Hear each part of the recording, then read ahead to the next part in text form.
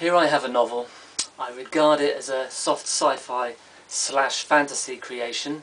It follows literary conventions and expectations. I hope you will find it is well written, has a racy narrative, is conforming to the best practices of storytelling.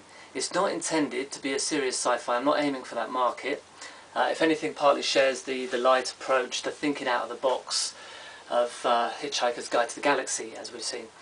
It is real enough, though, to be credible, as it picks up the buzz from NASA and recent astronomers' discoveries of extrasolar planets in our universe and the galaxy. I've placed my fictional world on an exoplanet, a terraform in another part of the Milky Way. I would love this to be of interest to adults and children alike, perhaps engaging adolescents and youngsters, but equally to mature readers. There are plenty of themes, concepts, contemporary ideas and thought-evoking matters to enlighten everyone. I'll brief you on the plot. In my story, a planet world becomes the refuge to a 200-strong crew who, on a voyage from Earth to Mars, were taken by force by an alien ship.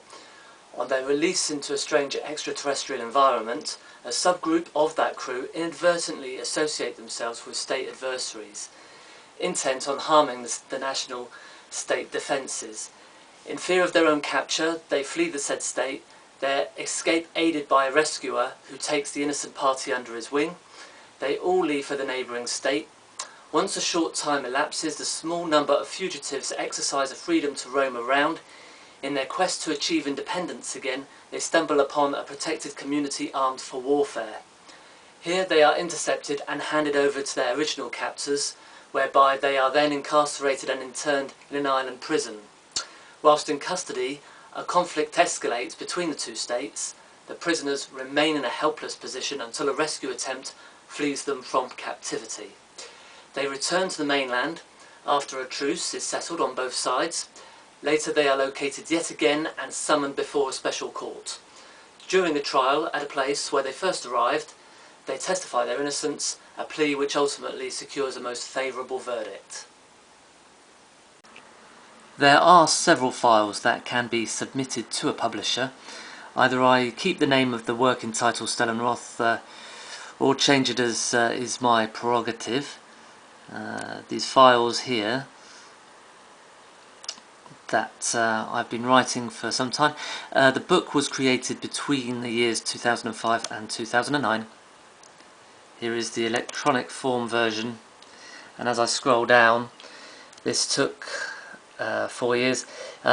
It's 100,000 words and 340 pages long.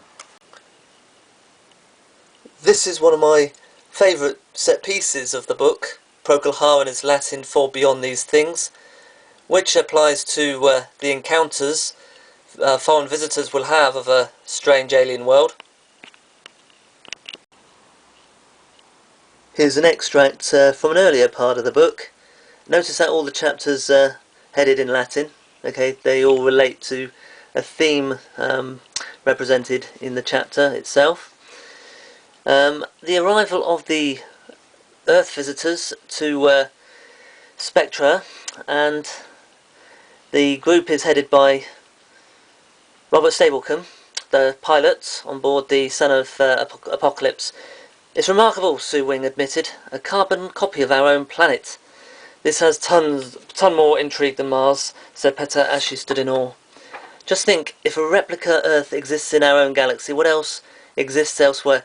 Joe was confident that in an bid, the spiral that was thousands of light years across, this type of world could be replicated so many times over and such that possibilities for the rest of the unknown universe would also be staggering.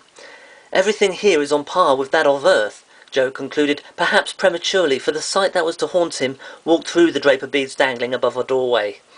Fulcrum walked in furtively, and his picture would remind everyone that they were not on Earth. It was the kind of warped creature to turn heads, but not flatteringly, and do so even if it were not about to give a public address. Fulcrum was followed by two other senior figures that looked like mannequin material and were yet to introduce themselves to the throng. Each stood either side of their idol, as the most senior of them looked set to deliver a speech. There was something of the school assembly about the occasion, with the waiting and the shuffling and the focusing on the headmaster's start, but it was to be a different assembly, one that fused two very different peoples from the same galaxy into one big room, and a meeting that called for much ceremony and formality. Imagine.